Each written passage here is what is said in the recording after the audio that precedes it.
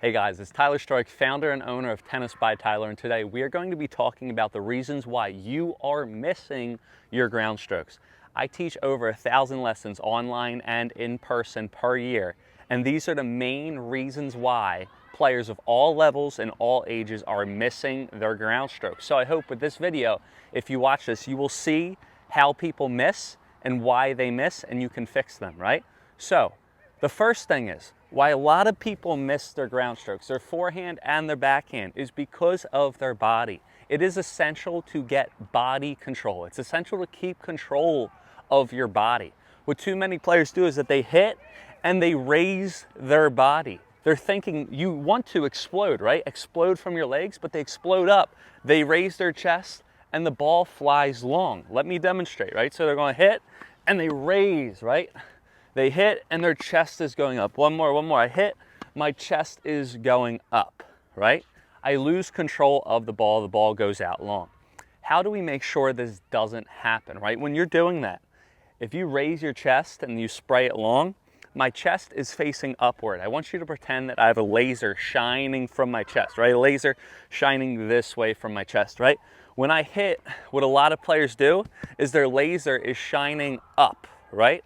You don't want that. You want your laser shining forward, right? So when you hit, you want your body forward. Look, my laser is shining forward, not down, not up, forward, okay? Another way that I like to describe it, pretend tackle football, American football, right? Or throwing a punch, right?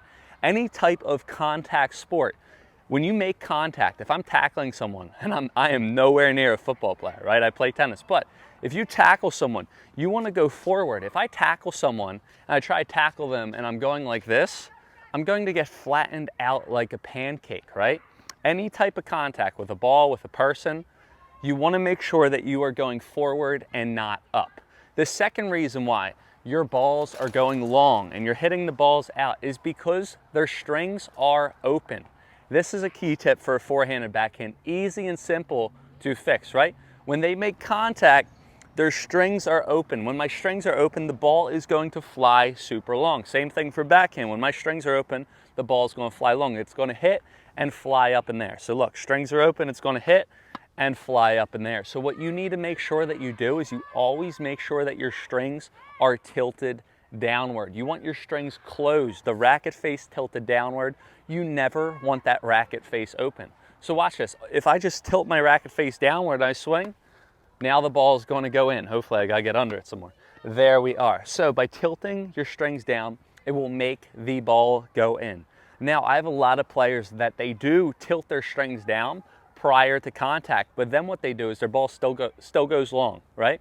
It's because they move their racket, right? So I tell them to tilt their strings down, they do it, but then when they swing, they turn their wrist, right? So they're in the proper position, strings are down, as you can see, and they swing and they turn their wrist and the ball still goes long. You never want to turn your wrist. I like to tell all my students, you never want to turn the key. All you want to do is wave. You never want to turn and rotate your actual wrist. You just want to wave and do this. That's how you create topspin. So make sure that even if you start in that proper position, you're not turning your wrist during contact. The ball will still go long. Now, another reason why players are hitting their balls long, this is an easy one too. Their balls go long because they don't follow through. They keep their strokes short, they try to get the ball in, and they do this. Watch, right? So I'm a beginner, intermediate level player, I try to get the ball in, and I stop my stroke, right? I stop my stroke. I stop my stroke.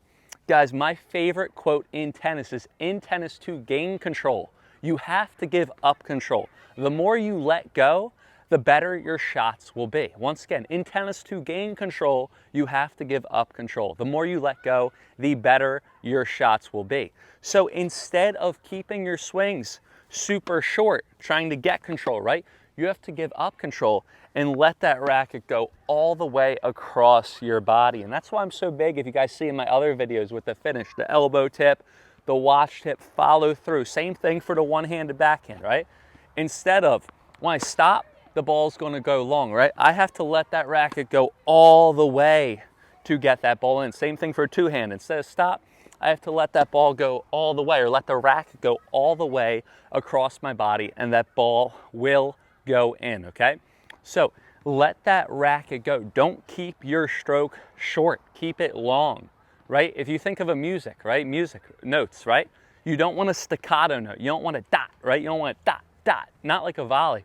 You want a long note, right? Like a crescendo or something like that.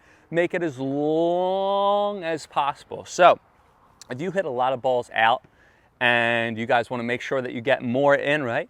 Just try to make your strokes as long as possible. That's what I want you to do next time you're out on court, right? So you're just going to do drop feeds, backhands, forehands, whatever you want, and just try to make your stroke long as possible. Try to make it long as possible. Another great way to ensure that you're doing that when you're practicing this is once you're done, your racket should actually touch your back. You see how that racket touches my back? You don't want to do this in a match, right? But when you're learning, you want to make sure that your racket, once you're done, is touching your back, okay? Now, another reason why your ball is going long, it's because you're not hitting enough spin. The closer you are to the net, the less court you have to work with. Let me explain. So when I'm back here, look, I have this distance, right? The closer I get to the net, look, the less distance I have on court, right? The less distance. So back here compared to here, I need way more spin up here to get that ball in than when I am back at the baseline. So how do we get spin? Again, it's the waving motion, and I have a full topspin workshop. I'll put it in the description on how to hit topspin. But just real quick, for the forehand and the backhand, you want to brush, right? You want to swing low to high to get that topspin. For the two-handed backhand, easy way to get topspin is make sure you use that left hand. That was a shank, but if you use that left hand, it will dip the ball in. Make sure you spin to get that ball in, okay? So if you guys can implement these tips and not do these mistakes, you guys will be able to keep your balls in the court. Once again, you want to make sure that your body is not popping up. You want to make sure that you are keeping your stroke as long as possible. You want to make sure that your strings are always closed, and you want to make sure that you hit spin to get the ball in. Guys, if you guys have any questions or comments, please let me know in the comments below. Have a good one, guys. Keep those balls in, and happy hitting.